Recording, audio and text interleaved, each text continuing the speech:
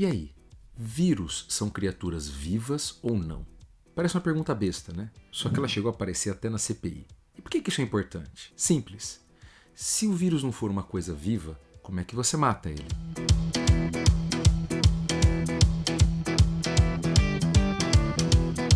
Pois é, como eu sempre gosto, vamos dar um passinho para trás.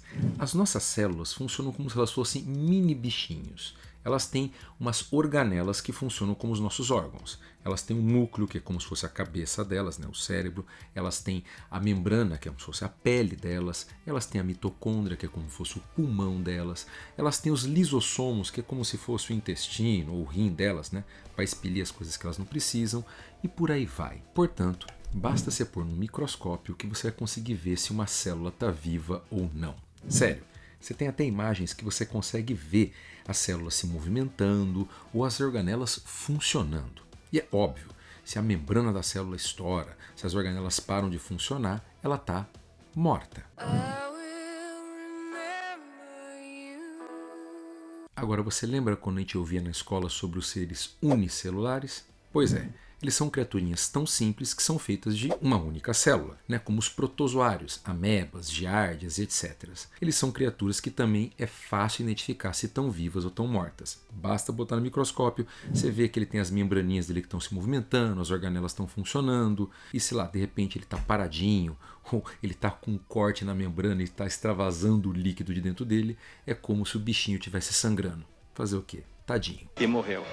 Só que existem criaturas que são mais simples ainda do que essas criaturas, né, os protozoários. Por exemplo, as bactérias. Bactérias também são facilmente identificáveis como seres vivos. Também são seres unicelulares, feitos de uma única célula, só que eles são mais rudimentares ainda. Algumas dessas organelas, dessas estruturas que eu disse que é obrigatório uma célula ter, eles não têm. Como, por exemplo, um núcleo. É como se ele fosse um bicho sem cabeça. Mas muitas dessas bactérias têm membranas, têm flagelos, são coisas que ajudam a se movimentar. Então basta você pôr de novo no microscópio e você consegue ver quando uma bactéria está viva ou está morta. E tem outras formas indiretas também de saber se uma bactéria está viva ou está morta.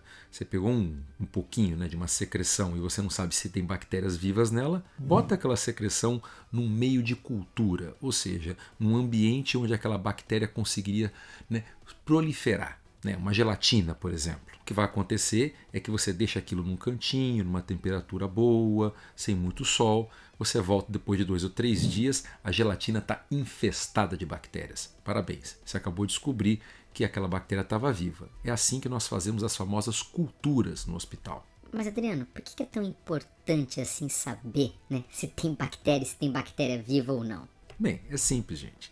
A gente só pode matar aquilo que está vivo. O miserável é um gênio! Essa descoberta, né, que o nosso mundo é infestado de seres invisíveis e que são vivos e capazes de se multiplicar, revolucionou a medicina moderna. Somente com esse conhecimento, né, da existência dos micro-organismos é que a gente começou a esterilizar as coisas, como materiais cirúrgicos para poder fazer cirurgias sem infecção, ou mesmo nossos alimentos, né? Ferver o leite para poder matar as bactérias que já estavam ali para ele durar mais. Só que matar uma bactéria, um protozoário, quando ele está fora do nosso corpo é fácil. É só usar calor, radiação, luz solar, o que seja, que você mata os bichinhos. O problema é quando eles estão dentro de nós. Foi assim, então, que surgiu aquela classe de remédios que eu disse para vocês que revolucionou a medicina nesse último século, os antibióticos. Aquelas substânciazinhas que quando você toma vão destruir as bactérias que estão dentro do seu corpo sem causar grandes danos a você. O que ficou faltando eu falar naquele vídeo lá atrás é como os antibióticos fazem isso. Lembra que eu falei que as bactérias têm a capacidade de se multiplicar sozinhas? Afinal de contas, elas são seres vivos. Basta elas estarem num meio de cultura, né? Num local onde tenha nutrientes, né? Comida o suficiente para ela, que ela vai comer, vai se dividir. Uma bactéria vira 2, 2 viram 4, 4 viram 8. Por exemplo, uma bactéria que está infectando nossas secreções, nossas vias aéreas, ela está lá se alimentando do nosso catarro. Que dieta horrível. Essas bactérias vão estar lá nadando na piscina delas lá, que é o nosso muco, se multiplicando, se dividindo. Os nossos glóbulos brancos vão começar a lutar com elas e atacam, e morre bactéria daqui, morre o glóbulo branco dali. Isso vai virar pus. É por isso que o seu catarrinho, claro, começa a ficar meio esverdeado, meio amarelado, às vezes até com sangue. E é aí que você toma uma amoxicilina. Bem, como é que essa substância funciona? Na hora que a bactéria está se dividindo, ela vai agir nesse momento e vai impedir a formação da parede da bactéria, né? Ela vai deixar a bactéria com uma parede incompleta, frágil ou até mesmo sem parede. Tradução: o bichinho vai nascer mais frágil, mais susceptível a ser atacado pelos nossos glóbulos brancos ou até incapaz de sobreviver ou funcionar. Ou seja, esse antibiótico é considerado um bactericida. É como se ele fosse um veneno para bactérias. Ele mata elas, né? Ou pelo menos deixa elas atordoadas o suficiente para os glóbulos brancos terminar o serviço. E o que isso tem a ver com vírus? Bem, para começo de conversa, é importante vocês terem uma noção de escala. Olhem só para essa imagem. Percebeu a diferença entre o tamanho de uma célula do nosso corpo, de uma bactéria, que já é bem menor do que essa célula, e de um vírus? Essa diferença de tamanho tem um motivo simples: a complexidade. As células do nosso corpo, elas têm um metabolismo muito mais complexo, né? Por exemplo, elas têm a mitocôndria, né? Como falei, produz a energia para a célula funcionar. Elas são capazes de regenerar partes delas quando é destruído, tipo a membrana dela, o núcleo dela. Lembre-se que algumas células nossas produzem substâncias, produzem proteínas, como as células B do pâncreas que fazem a nossa insulina. Já as bactérias, como eu disse, são criaturas mais simples, mas elas ainda têm um metabolismo. Tem bactérias que têm flagelos, elas se movimentam, então elas precisam de energia, por isso que elas comem.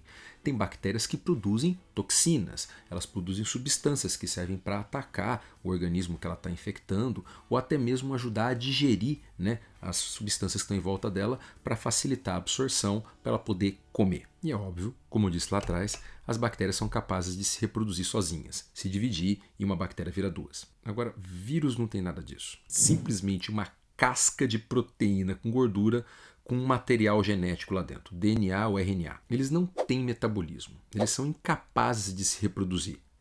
Eles não têm organelas, eles não conseguem regenerar partes do corpo deles, eles são incapazes de fazer os próprios pedacinhos que eles são feitos. Eles não fazem nada.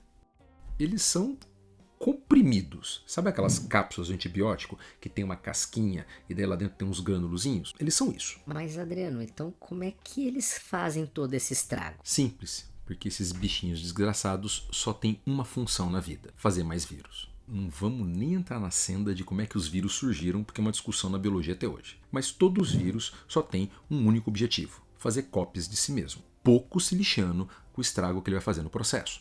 A cápsula de todos os vírus tem uma dupla função: proteger o que está dentro e facilitar ou permitir a entrada dele nas células que ele foi desenhado para infectar. Cada vírusinho tem um tipo de célula como alvo. Às vezes até um tipo de bicho como alvo. Não sei se você sabia disso, mas tem vírus de planta, por exemplo, que a gente pode comer à vontade e que nunca vai fazer nada na gente. Mas então vamos pegar o coroninha como exemplo, que é o que está rodando, né? Ele tem essa cápsulazinha dele, toda feita de espinhos, que foi feita para infectar alguns tipos de células. Células que têm na sua pele, na sua membrana, uma proteína chamada enzima conversora de angiotensina, ACE. Então, o que acontece é que esses espinhos do corona conectam nessa proteína, né, abre, a cápsula do corona geralmente já se desfaz nesse momento e ele injeta na gente como se fosse uma injeção ou como se fosse um e-mail malicioso o material dele, que é uma fita de RNA. Essa fitinha de RNA vai até os nossos ribossomos, que são as nossas organelas que, como eu chamei lá atrás, são as nossas impressoras 3D, elas que fazem tudo na nossa célula. E daí elas vão sequestrar os ribossomos e obrigar eles a pararem de fazer o que quer que seja que a célula fazia, insulina, catarro, o que seja, e vai obrigar essa célula a fazer o que está dentro dela. E quais são as informações que tem nessa fitinha? Como fazer um corona. Então, uma célula infectada por um coronavírus para de fazer o que ela fazia e começa a fazer coronas. Lá na fitinha de RNA tem como fazer a cápsulazinha tudo de novo e como fazer a fitinha de RNA de novo. E daí essa célula começa a fazer 10, 100, 1000, 10 mil, 1 milhão de cópias de coronavírus. E quando essa célula está abarrotada de cópias ao ponto que não tem mais espaço para nada, ela estoura. E o que vai acontecer? Milhares, milhões de cópias de corona caem na sua circulação sanguínea, prontinhas para entrar em outra célula sua e começar o ciclo tudo de novo. Percebeu que até para os seus glóbulos brancos a coisa está feia? Uma bactéria é uma coisa grande, uma coisa que chama a atenção. Então, os nossos macrófagos, outros tipos de células de defesa, podem facilmente encontrar essas bactérias. As bactérias estão ali no meio do nosso sangue, comendo, como eu disse, né, os nossos nutrientes para fazer cópias de si mesmo. Vão lá os glóbulos brancos, dão porrada nelas. Para começo de conversa, os vírus já são bem pequenos, bem menores que uma bactéria, bem mais difíceis para um glóbulo branco achar. Em segundo lugar, né, vírus não fica no nosso sangue dando bobeira. Ele não vive das substâncias que estão no nosso sangue, na nossa secreção, como as bactérias. Ele saiu de uma célula, ele já vai correndo para achar outra. Então é muito difícil um glóbulo branco achar, né, os coroninhas por aí dando besteira para morrer. Então sobrou para nossas células de defesa uma única opção. Ela tem que matar os coronas enquanto eles ainda estão dentro das células. Então, o nosso sistema de defesa, quando você está infectado por qualquer vírus, ele não vai conseguir matar especificamente os vírus que estão por aí afora. Isso é muito pouca coisa.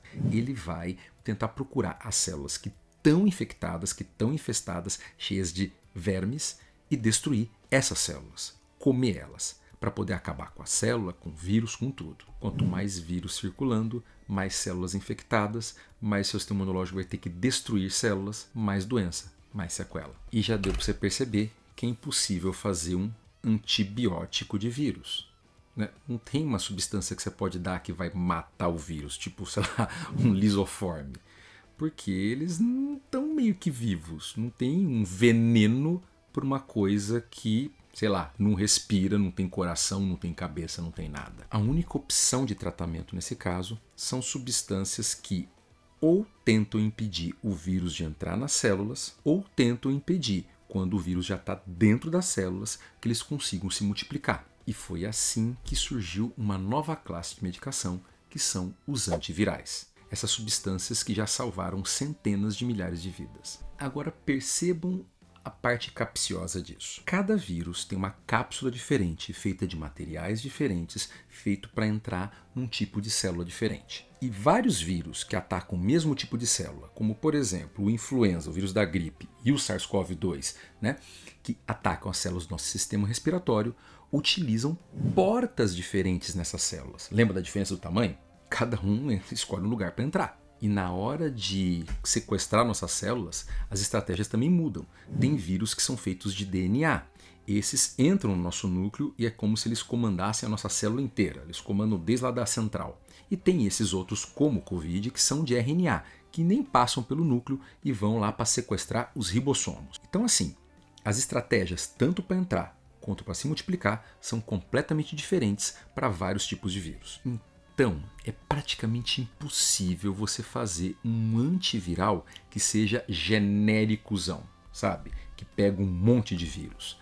Cada um vai ter uma estratégia específica para tentar parar um vírus específico. Óbvio, você tem famílias de vírus e às vezes um remédio serve para vários tipos de doença, mas nunca vai ter um tipo de remédio que funciona para um monte de doença, como é a nossa amiga amoxicilina. Foi por isso também que testaram contra o SARS-CoV-2 tudo quanto é tipo de antiviral que já tinha sido feito para outras doenças e até agora só o Remdesivir, que é um tipo de remédio feito para o ebola, conseguiu uma resposta marromeno. Mas Adriano, eu li por aí que a ivermectina ou a cloroquina, elas mudam o pH das células, elas mudam a capacidade de ligação, elas mudam várias coisas, impedem os vírus de entrar nas células, elas são drogas perfeitas.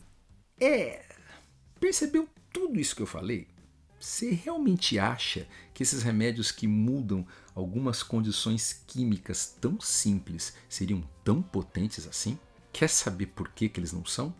Porque eles já foram testados para tudo quanto é tipo de vírus no passado e não deu certo? Foram testados para dengue, zika, HIV, hepatite, ebola. Na teoria, eles poderiam ajudar. Pouquinho que seja, poderiam ajudar. Na prática, não funcionaram para nenhum deles. E assim, gente, o objetivo desse vídeo não é criticar a droga A, a droga B. É munir vocês desse tipo de conhecimento. Do quanto que os vírus são criaturas fantásticas, né? O resultado de bilhões de anos de evolução. E que eles têm mecanismos e capacidades muito específicas, das quais é muito difícil você conseguir intervir. Mesmo a ciência moderna tem que fazer diversas pesquisas, gastar literalmente bilhões, para conseguir desenvolver um remédio que consiga ser minimamente eficaz para um tipo de vírus. Se é assim que a gente está fazendo, é assim que a gente conseguiu combater os vírus até agora, é assim que a gente também vai conseguir combater o SARS-CoV. Vacina é uma coisa, e é por isso que elas são tão importantes, porque talvez seja a única forma de conseguir realmente destruir essa pandemia. Vacinas auxiliam a única forma que a gente conhece que é realmente efetiva para destruir vírus, que é o nosso sistema imunológico. Agora, quando se fala de remédio, não tem remédio até agora para destruir o SARS-CoV-2, para impedir que eles entrem nas células ou para impedir a sua replicação. Todo tratamento até agora que existe é para tratar as complicações. Remédio específico para ele, pode ter certeza que ele vai ser o fruto de uma pesquisa muito intensa feita para ele. Afinal de contas, se drone última geração com mira laser e mister ligado não está funcionando, não é pau com pedra que vai funcionar.